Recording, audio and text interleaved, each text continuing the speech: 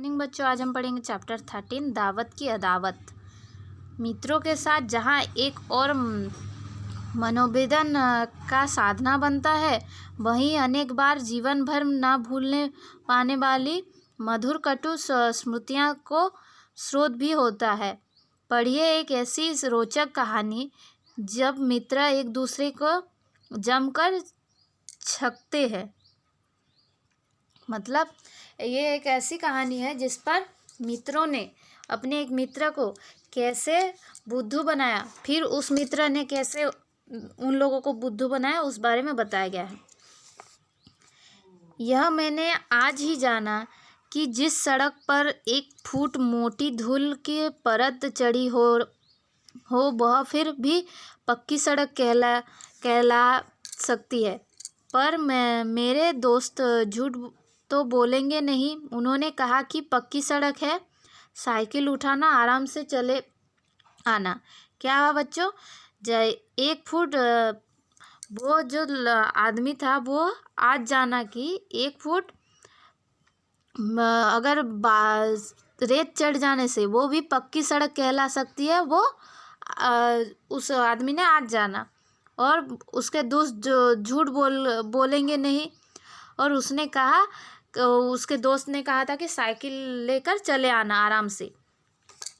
धूल भी ऐसी वैसी नहीं, मैदे की तरह बारीक होने के कारण उड़ने में हवा से बाजी मारती थी। मेरी नाक को तो उसने अपना बाप का घर समझ लिया था। जितनी धूल इस समय मेरे बालों में और कपड़ों में जमा हो गई थी, उतने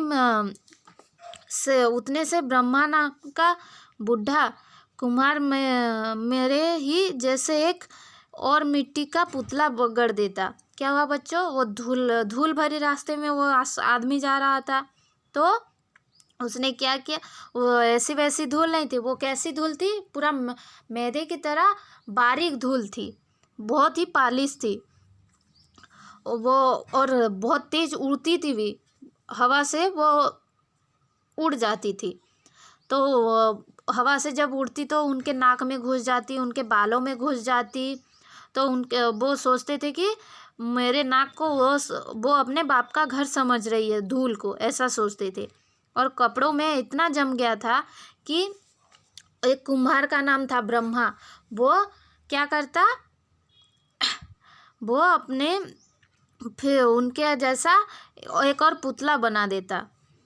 5 मील का रास्ता मेरे लिए शहर के रेगिस्तान हो गया था, सहारा का रेगिस्तान हो गया। मेरी साइकिल पग पग पर धूल में फंस कर खुद भी धूल में मिल जाना चाहती थी। मैंने इतनी धूल फाँक ली थी कि अपने फेफड़ों में को इस समय बाहर निकाल कर रख देता तो देखने वाले समझते कि सीमेंट के बोरे हैं। क्या बच्चों? 5 मील का रास्ता था। कितना रास्ता था? 5 मील का रास्ता था।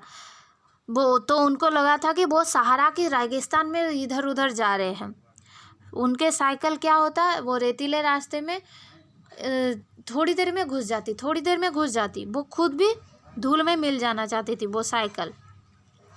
और उन्होंने इतना धूल अपने सीने में रख लिया था कि अगर उसको बाहर निकाल देते तो ऐसा लगता कि सीमेंट का बोरा रखा हुआ है।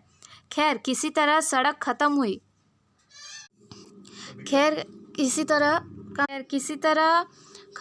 सड़क ख़त्म हुई और एक लंबी पगडंडी तय कर के उस बाग में के फाटक पर पहुंचा, जिसमें आज मेरी मित्र मंडली सुबह से ही आकर टिकी थी। क्या हुआ? रास्ता ख़त्म हुआ। वो एक फाटक पर पहुंचे, बगीचे की फाटक में, वो जहाँ पर उसके मित्र मंडली थे, सुबह सुबह आकर थे।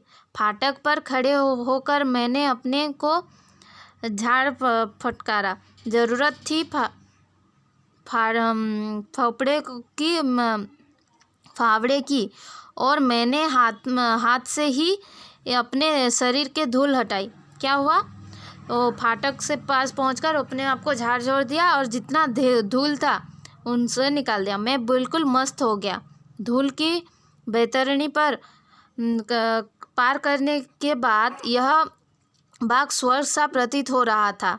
क्या हुआ, वो साफ सुथरे हो गए तो बहुत मस्त हो गए और पहुँचे धूल के बैतरणी पार करके, मतलब धूल के नदी पार करके वो पहुँचे जब बाग में, तो उनको स्वर्ग सा प्रतीत होने लगा।